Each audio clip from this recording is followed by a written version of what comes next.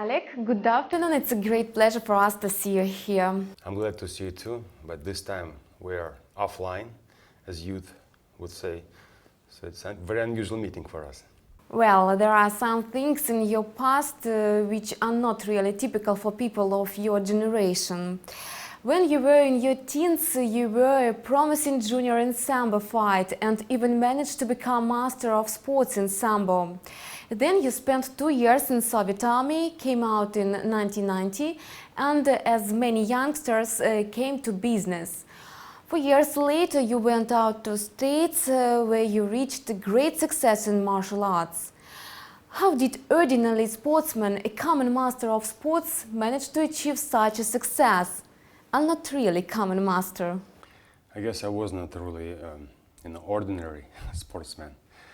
And also, I have a special recipe to on how to become a champ, how to become a winner on any field. It can be movies, athletic success, or a business. I have mentioned that you spent 4 years in business in the beginning of notorious 90s. You wrote a book on this period of time which is called The End Does Not Justify the Means Up to the Top. One of the chapters is called A Third of Hard Work, Third of Talent, A Third of Luck, thus forming your success formula. For businessmen of 90s, the end usually justified the means. How did you manage to survive using the opposite principle?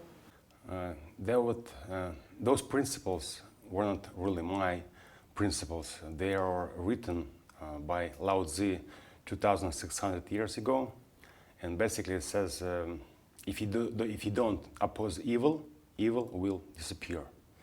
And speaking, and speaking of formula of my success, it's not my formula as well. Many people have the same formula. I remember Mel Gibson came to our film academy. He also said third of hard work, third of talent, third of luck. I spoke to best athletes, same thing. It's got to be something golden in the middle when you combine all those three qualities. After that, you built a great career in States as mixed fighter. What's the most memorable moment for you? When you overrode Tank Abbott, fought against the steroid Canadian veteran Goodrich, the last win against Kerr, or something else? I guess my championship, UFC number 6, that was the most memorable experience in MMA fighting. Of course, when you come into new country, you come into competition under new rules. Actually, it was no rules, no time limitation, and you becoming a champion in one night. The whole world knows you. I mean, I spoke to many people as Spielberg, Mike Tyson, Shaquille O'Neal, Tom Hanks, and you name it. And they all watched this fight with their bunch of friends, 30, 40 people near each TV. I remember a friend of mine, Pavel Bure, who was an ice hockey player, probably one of the best at that time, watched it in Canada, in a bar where there was no Russians. And he said there was probably the most enjoyable moment of my being in Canada. It was the first time I was proud to be a Russian. First time I was proud to be from Russia. That's what he said to me. You have managed to become a movie star, not only in Russia but in Hollywood as well. You starred in very different movies, from Air Force One to Generation P. The best movie is still to be expected? Yes, the best one, I guess, gonna be shown or filmed in the near future, maybe in 10 years from now, I don't know, but of course I like to go up to the top. I don't like to be on the top when I'm too young, too early for me, and then all life I have to fall down or manage how to not go down so quickly. I rather go up all my life, not fast, just up. And That's why I'm here with you, by the way. Can you say some words about heavily advertised show on the main Russian TV channel, where you work as MC together with the top Russian singer Vera Brezhneva? Can you say some words about it? I like the show, and this is very unusual for Russian TV.